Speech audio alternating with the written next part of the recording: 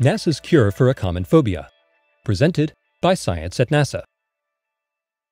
NASA has found a cure for a common phobia, the fear of asking, quote, stupid questions. It's not a pill, no therapy is required. The cure is a rubber chicken? School kids, and even their teachers, can find themselves tongue-tied when they come face-to-face with an astronaut or astrophysicist. This can make it more difficult for NASA to reach out, inspire, and educate. But nobody's afraid to talk to a rubber chicken, says Romeo Dersher of Stanford University, executive secretary for a NASA ambassador named Camilla, who's taking classrooms by storm. Camilla knows there's no such thing as a stupid question, says Dersher. Outfitted in her own personal spacesuit, Camilla travels far and wide to meet with kids at schools, science centers, and even sci-fi conventions. She helps break the ice for astronauts and other space celebrities when they meet the general public. Camilla is the perfect NASA spokeschicken, says astronaut Clayton Anderson. I'm one of her biggest fans.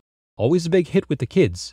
She makes science, engineering, technology, and math seem appealing, not threatening, to youth of all ages. Camilla's willing to go almost anywhere for science. Earlier this year, she flew to the edge of space to investigate a solar radiation storm. A group of high school students in Bishop, California attached radiation sensors to Camilla and sent her into the storm clinging to the payload of a helium balloon.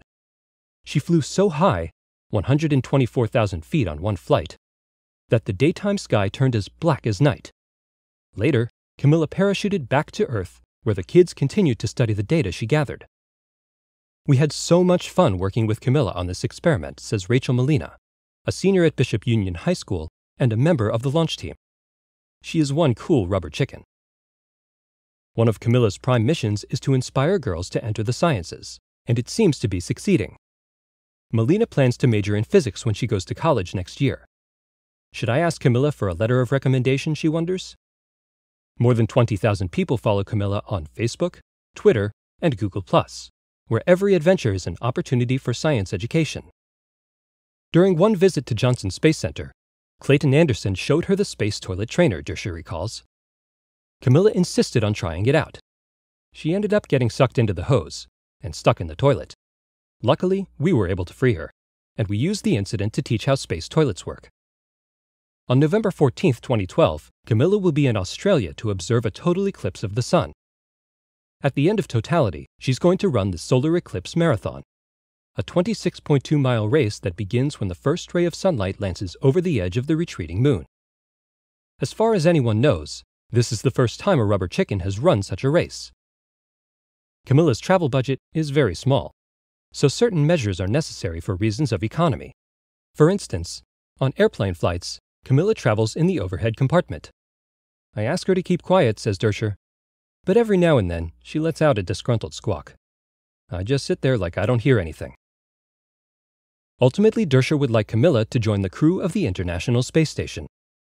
In particular, he's angling for a berth on Soyuz Expedition 4041. If this happens, astronaut chats from orbit with school kids and reporters might never be the same. With a spacesuited chicken floating in the background, no one will ever be afraid to ask a so-called stupid question again. For more fun news about space, visit Camilla's favorite website, science.nasa.gov.